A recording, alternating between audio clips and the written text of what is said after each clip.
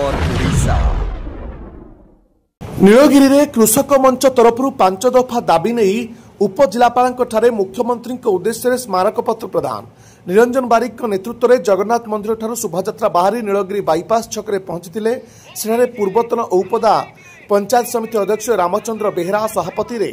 सहाकार्य अनुष्ठित होता। ए सभारे आईनजीवी अजय पट्टनायक, गौरहरी बेहरा, कृषक नेता अनिरुद्ध नायक, कैलाश पंडा, पूर्वतन विधायक चित्त षडंगी, उमाकांत मल्लिक, संपादक नेहा जेना, सभ्य विजय स, जोगेश बेहरा, अनिरुद्ध बेहरा, कमलाकांत बारिक, सम श्रमिक नेता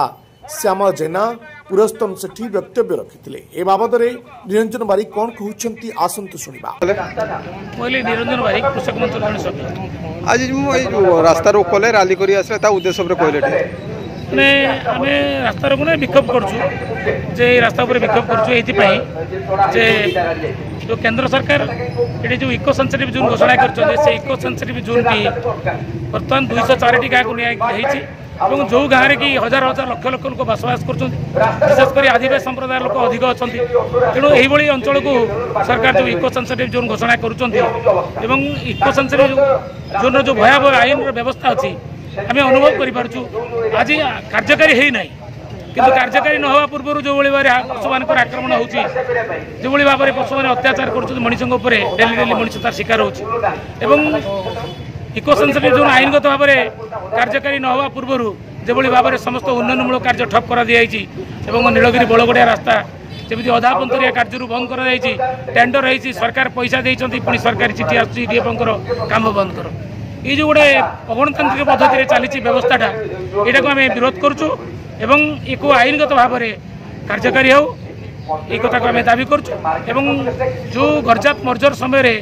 जो आईन होता जो रजा समय जो भारत सरकार चुक्तिबद्ध होते नीलगिरी जंगल जात द्रव्य नीलगिरी प्रजा उपभोग कर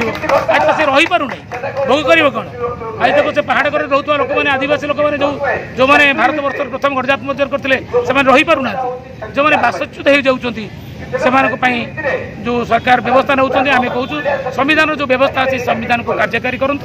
आईन गंडी भर कार्य करूँ 2013 मसीहार जो जमी अधिग्रहण आईन कार्यकारी करूँ पुलियार सीमा निर्धारण करूँ तापर जा इको सेंसिटिव जोन को करने को चेष्टा करूँ हाथी रखिले जंगल रखु किंतु मनीष जनबसती हाथी न रखु यही कथा आम सरकार निवेदन करूँ आशा करूँ सरकार को परिवर्तन करेंगे ना ये आंदोलन चलो जिते पर्यटन एक कथा नीलगिरी प्रफुल्ल महांती रिपोर्ट एक खबर ओडिशा। लाइक शेयर कमेंट और सब्सक्राइब करंतु। आपण माने देखुछंती एक खबर ओडिशा।